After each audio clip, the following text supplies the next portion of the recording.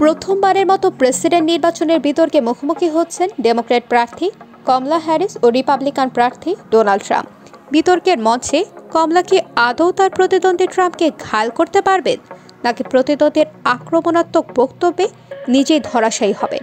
এ নিয়ে আমেরিকা জুড়ে চলছে নানা বিতর্ক ও বিশ্লেষণ। ভোটারদের একটি জাতীয় জরিপে দেখা গেছে ট্রাম্প 48% সমর্থন পেয়ে কমলার থেকে সামান্য এগিয়ে রয়েছেন, যিনি পেয়েছেন 47% সমর্থন। তবে অন্য জরিপ অনুযায়ী সবচেয়ে গুরুত্বপূর্ণ 7টি ব্যাটল গ্রাউন্ড অঙ্গরাজ্যগুলোর 5টিতেই কমলা ভালো অবস্থায় রয়েছেন। বিতর্ককে সামনে রেখে সম্প্রতি এএফপির প্রতিনিধিরা কয়েকজন মার্কিন ভোটারের সঙ্গে কথা বলেছেন। দেখা গেছে বিতর্কে কমলা ও ট্রাম্প নীতিমালা ও মূল্যবোধ নিয়ে কি আলোচনা করবেন, তার পাশাপাশি তাদের অঙ্গভঙ্গি, সংযোগ ও পারদর্শিতা নিয়েও ভাবছেন তারা। ট্রাম্পের সামনে এখন বড় ভরসা তাদের মধ্যে নির্ধারিত টেলিভিশন বিতর্ক। প্রেসিডেন্ট পদপ্রার্থী হিসেবে এটি তার তৃতীয় প্রচারাভিযান। গত 10 বছরে তিনি সব মিলিয়ে 16টি প্রেসিডেন্সিয়াল বিতর্কে অংশ নিয়েছেন।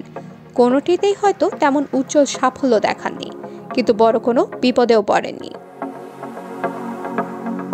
অন্যদিকে কামালের জন্য প্রেসিডেন্ট প্রার্থী হিসেবে এটি প্রথম বিতর্ক। 2020 সালে ডেমোক্রেটিক পার্টির প্রেসিডেন্ট পদপ্রত্যাশী হিসেবে বাছাই পর্বে তিনি অবশ্য আরও অনেকের সঙ্গে বিতর্কে অংশ নিয়েছিলেন। তিনি ক্যালিফোর্নিয়ার সাবেক অ্যাটর্নি জেনারেল, কৌশলী হিসেবেও তার দক্ষতা সুবিদিত। প্রেসিডেন্সিয়াল বিতর্কে নির্বাচনের ফলাফলের উপর খুব বড় ধরনের প্রভাব পড়ার কথা নয়, কারণ অধিকাংশ ভোটার কাকে ভোট দেবেন সে বিষয়ে অনেক আগেই ঠিক করে রেখেছেন।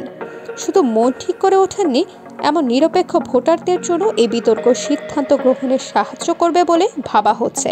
জনমত জরিপকারীরা জানাচ্ছেন, মন ঠিক করে ওঠেননি এমন ভোটারের সংখ্যাই প্রায় 15%।